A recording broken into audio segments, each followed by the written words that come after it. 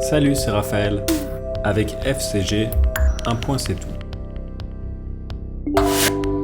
Et aujourd'hui, on parle de l'accord de Paris.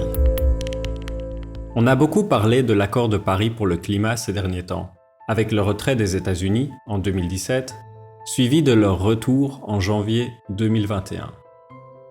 Cet accord a été signé en 2015 par 195 pays membres de l'Organisation des Nations Unies qui se sont engagés à garder l'augmentation de la température de la planète en dessous de 2 degrés Celsius d'ici 2100.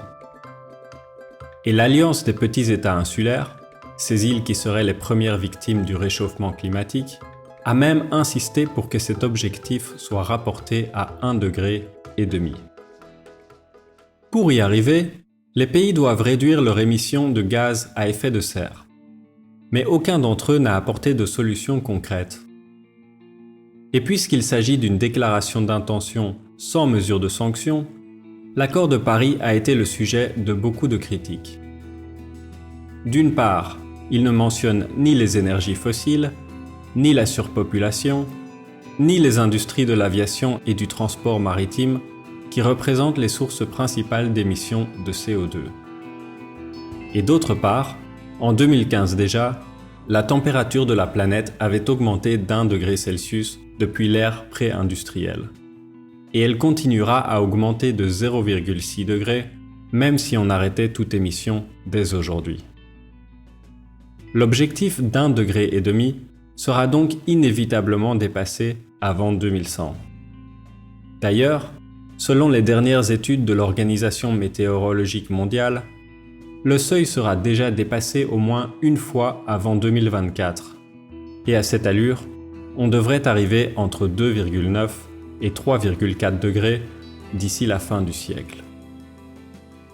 Pour honorer l'accord, il faudrait rapporter les émissions de gaz à effet de serre à zéro avant 2050 en changeant nos comportements de consommation.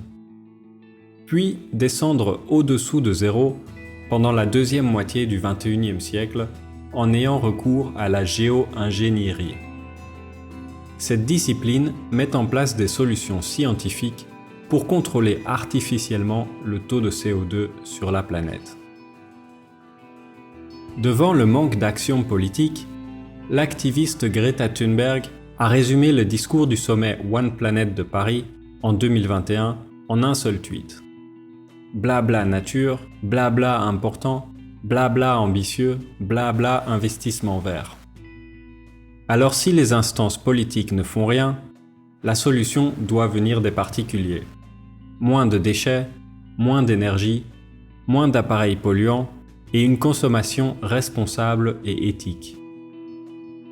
De nombreuses ressources sont disponibles en ligne en recherchant les termes consommation responsable, achat durable ou alterconsommation sur des moteurs de recherche comme ecosia.org.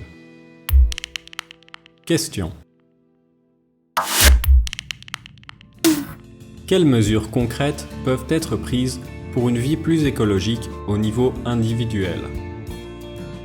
Et au niveau politique?